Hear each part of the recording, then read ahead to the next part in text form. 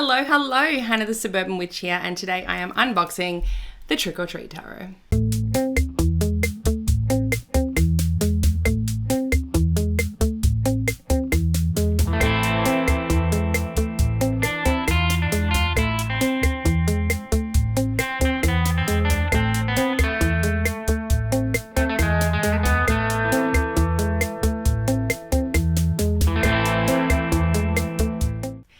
If you're new to my channel, I'm Hannah the Suburban Witch. I am a professional tarot reader, astrologer, and witch, and I love bringing you all of my content here on YouTube. Absolutely hit that subscribe button and hit the like button as well. That would do me a solid.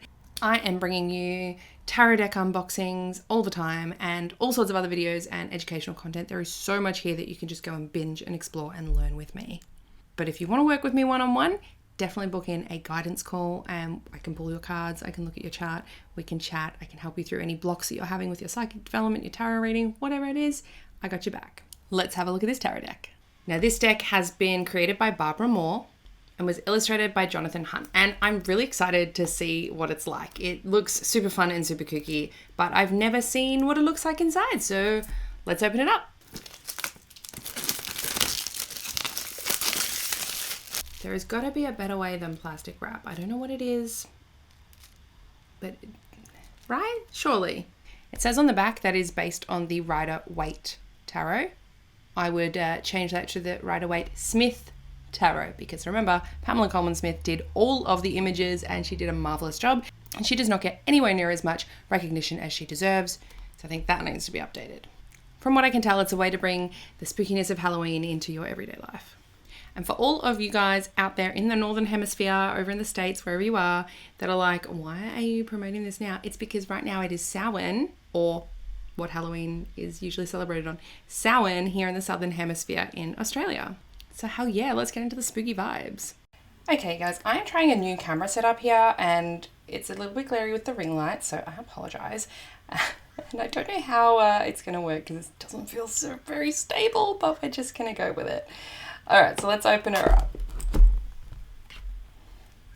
Okay, how big are these cards gonna be? Oh, good, they're small. Alright, so we've got a pretty big companion book. Let's have a little look. Oh, good sized pictures in there, nice. That's cute.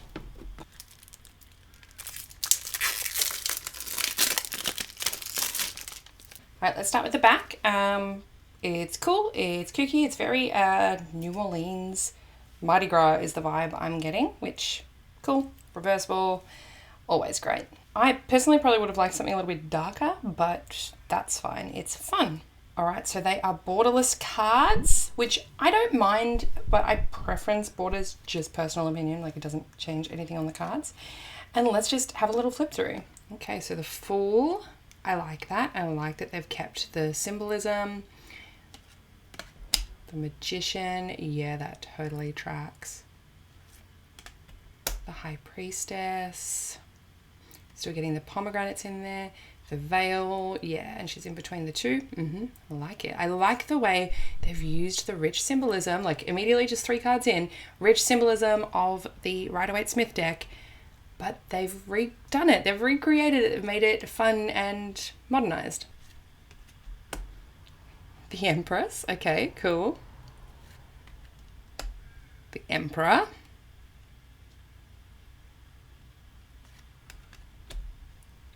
The Hierophant. So I think this one's slightly lacking in the symbolism, but that's okay, we can't have it all. The Lovers. The Chariot. Yeah. It would have been cool, I think, even just having something like a little red wagon or something that someone sits in. Strength.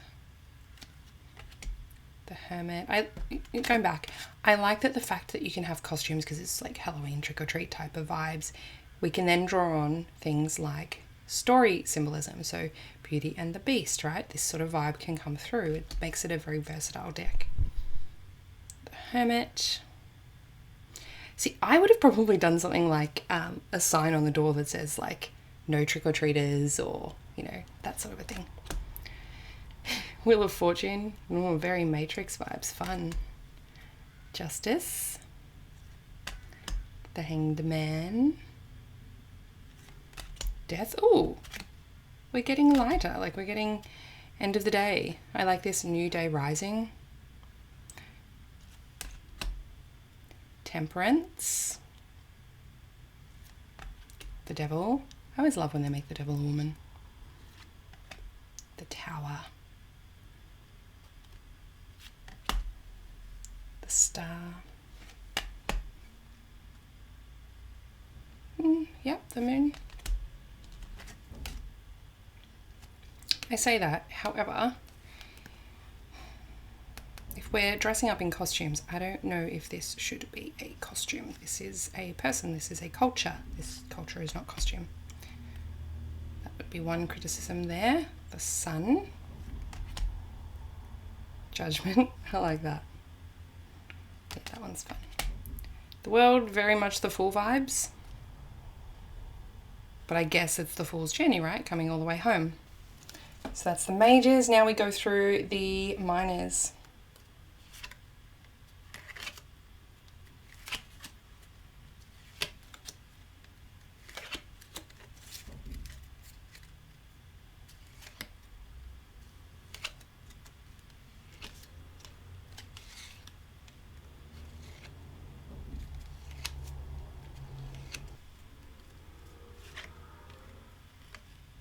Romeo and Juliet forever. See, yeah. Story vibes. Three of Cups, Sanderson sisters. Yeah, it's fun.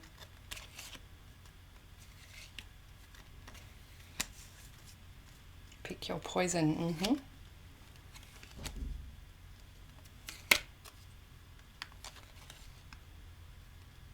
And we've got Wizard of Oz.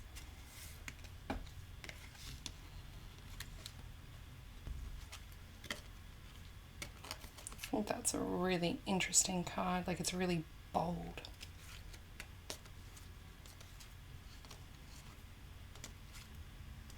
Remember, if this is too fast for you, you can slow it down or speed it up. Or pause if you want to take a closer look at any of these cards.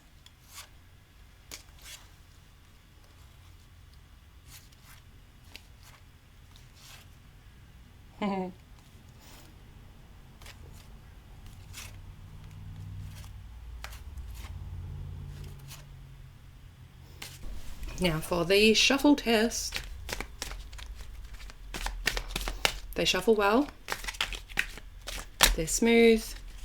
They have a little bit of a gloss to them, which helps with shuffling. So the cardstock feels like just slightly stiffer and thicker than the Rider-Waite-Smith standard one that I often compare to. But size-wise, it's a really good size for my hands. I can hold it all in one hand. Like, oh, I love when that happens. Let's do a little spread. Oh, spread's good. Elbowing herbs on my table here. Let's try again. Yeah, that spreads really nicely. I'm impressed. I am impressed. So far, cardstock, really good. Quality of the images on there, the artwork, really good, really high quality. It shuffles well, it spreads well, it's colourful, it's fun. There are just a couple of criticisms I have so far. Firstly, Knight of Wands, that to me looks more Chariot-like than what we have as the Chariot, right? But I get it, it's fine. Minor criticism. Okay, so my main dislikes would be, I don't think guidebooks and packaging needs to be as big as it is. For me, it just takes up more space. I have a lot of decks. I need a lot of space to put them in. I need smaller decks rather than bigger ones. That seems to be the trend. They just want these big boxes with huge guidebooks. I don't think it's that necessary. I also think it's a little bit wasteful, right? It's just, we don't need it to be bigger than my head. Another criticism, there are 5 cards that I have pulled out that the imagery I find a little concerning. But before I go into it, I'm just going to double check the guidebook, see if it's addressed it. I doubt it has, and then we'll talk about it. So one thing it says, just even in the intro, is Halloween is a natural time to explore different identities. From the time we are children, deciding what to be for Halloween is as big a question as what do you want for Christmas. We usually pick a costume that represents something we are not, or emphasizes an aspect of ourselves that we love. It's talking about them as personas, and this kind of leads into the little icky feeling I'm getting. So the first one, which I mentioned in the flip through, is the moon card. That's what it looks like. So the guidebook says, of course, a moon goddess is inviting us to bob for apples. With the moon, when you go for the good stuff, you face the waters of the unknown. Who knows what else might be in that tub? So look, this to me, just at a look, looks like a Mayan or Aztec costume, right? And we don't wear cultures as costume. Mayan or Aztec is ancient, right? So slightly different if no one is still participating in that. It doesn't say that that's what it is. They could have drawn it to be someone from Mexican or South American culture. It's not, and it's just referring to it as a moon goddess. Okay. Benefit of the doubt. The next one that caught my eye is this one, which is the Five of Wands. Now, can you see that little girl in the background? She's dressed up either as Santa Muerte or with a sugar skull painting for her face. Very Dia de los Muertos, Day of the Dead, which is a celebration in Mexican culture around about the same time as Halloween. Now, this is definitely not a costume, and it doesn't in here reference anything. Again, I would say if someone of that culture wants to dress up, yes, but it's not a dress up, right? And I feel like they probably wouldn't on Halloween. It'd be something that they do for Dia de los Muertos. Just feels a little bit like a trope. All right, so the other ones that I am not a fan of: Ten of Swords, Four of Pentacles, and the Knight of Swords. So the Knight of Swords depicts an Asian man dressed as a ninja coming in through the window.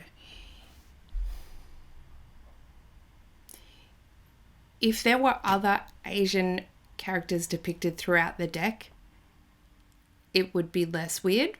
But the fact that this is the only one that I can see that seems to be an Asian person, and they've chosen to dress them as a ninja, it just feels a bit weird, you know? And they're an adult as well. Like, I don't know, why not dress the kid, like a kid up as one of the Teenage Mutant Ninja Turtles, right? If you want to go with a ninja theme.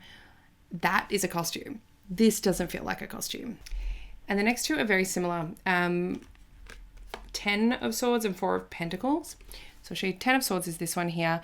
And it looks like we have a very large voodoo doll being stabbed by what looks to be a child wearing a Baron Samedi costume. So Baron Samedi is one of the lower of the Vodou or voodoo religion.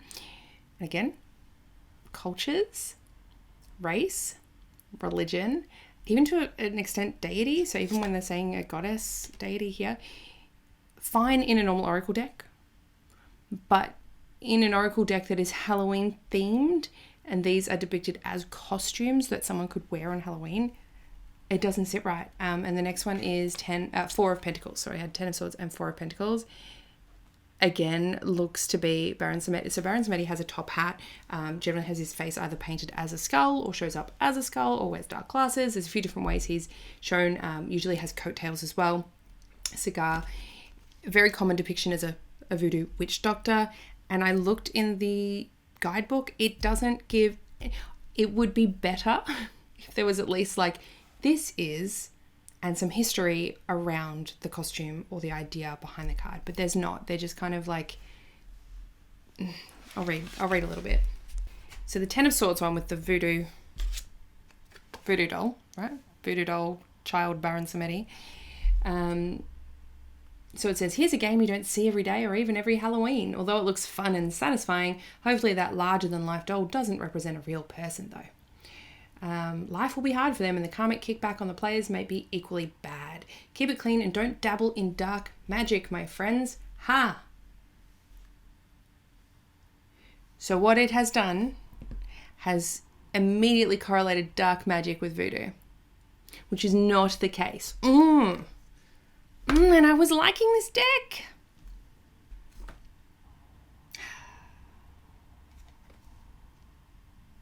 friend. I feel like there's some bad karma there coming your way from Baron Samedi. Now, the Four of Pentacles just refers to him as the king of the pumpkin patch. I feel really turned off now. I was really excited. It ticks so many boxes on what I like in a tarot deck. I just want to remove these cards, or I just wish they were done better or done respectfully or just done differently. I'm going to finish that here. Otherwise, you're going to have me read for ages. Anyways, I hope you've enjoyed this unboxing. Again, if you want to see a close-up of any of the cards or of any of the decks that I unbox or review, feel free to just leave a comment below and I will do a clip, whether it's a short or a longer video, and I'll pop it up. I hope you have a wonderful Samhain, or Beltane to those of you in the Northern Hemisphere. Remember, it is a time when the veil is thinnest, so it's great for divination. And guess who you want to go to if you need to learn how to do any other divinatory methods outside of the cards? Your girl right here. Keep an eye on my classes, my courses, all of that. It's all on my website, link in the description box below to this video as well. And I'll chat to you next time.